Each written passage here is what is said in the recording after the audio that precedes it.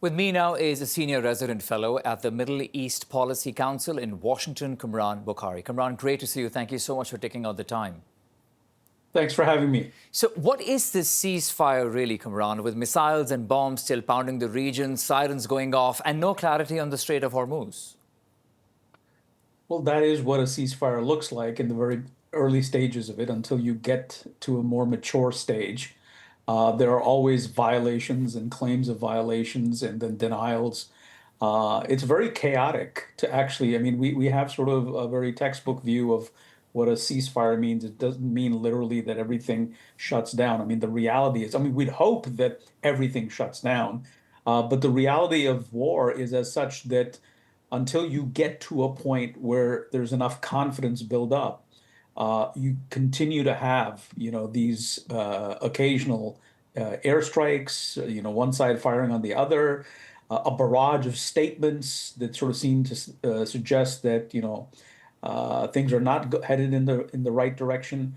I think this is part of the whole process of getting to a point where you can actually say, okay, now we are talking.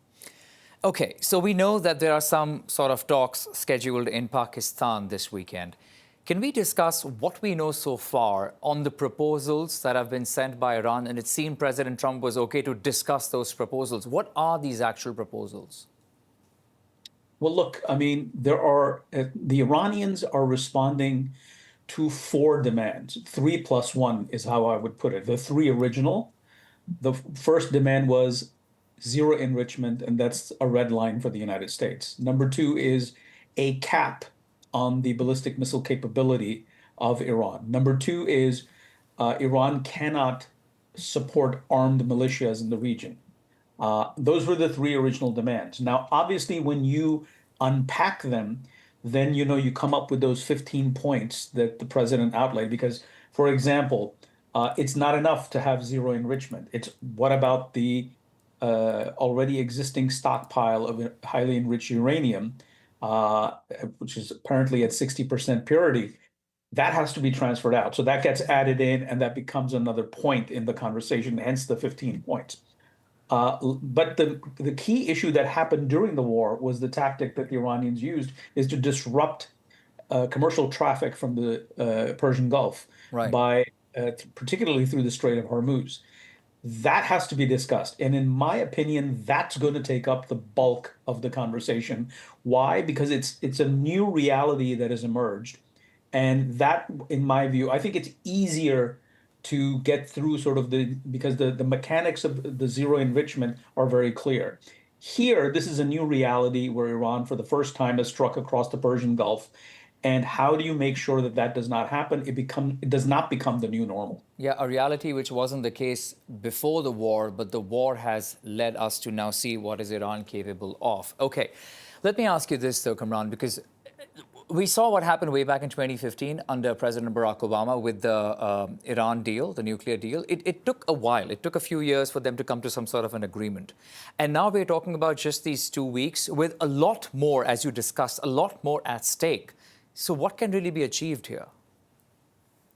I think we've reached a point where there are very few options now. Let's look at the options on the Iranian side. The Iranian regime has suffered massive decapitation strikes.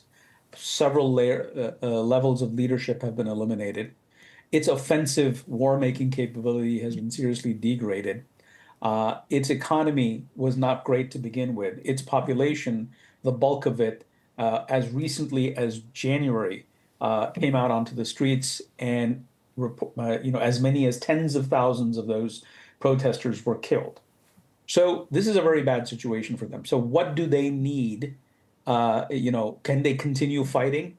Unlikely. The fact that the president came out and said, "Look, if you don't come, to the table, then the next stage in this war is targeting power plants and bridges." And there was Right. some talk about railway lines as well. Uh, that brought the Iranians to the table. That got their attention because they know that even if they lose the ability to fight back, which is not happening, but it's being severely degraded, they can still fire rockets and missiles and drones. What they can't accept is a situation where life for the common person gets disrupted. There's chaos in the country, and the regime loses the ability to impose order. That's an intolerable threat for the regime. Therefore, they came to the table. So that's why I think now what you have is very different from what was happening during the days of the Obama administration. The Okay. Obama administration had the luxury of, interim agreement in the fall of 2013 to the final agreement in the summer of 2015. That's no longer the case. And I think that a lot of those issues that were being discussed back then are moot anymore. And so right now, I think the issue has become quite far more simplified, if you will. Okay. Interesting.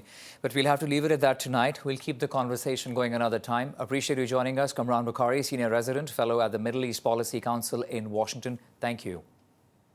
Thank you for having me.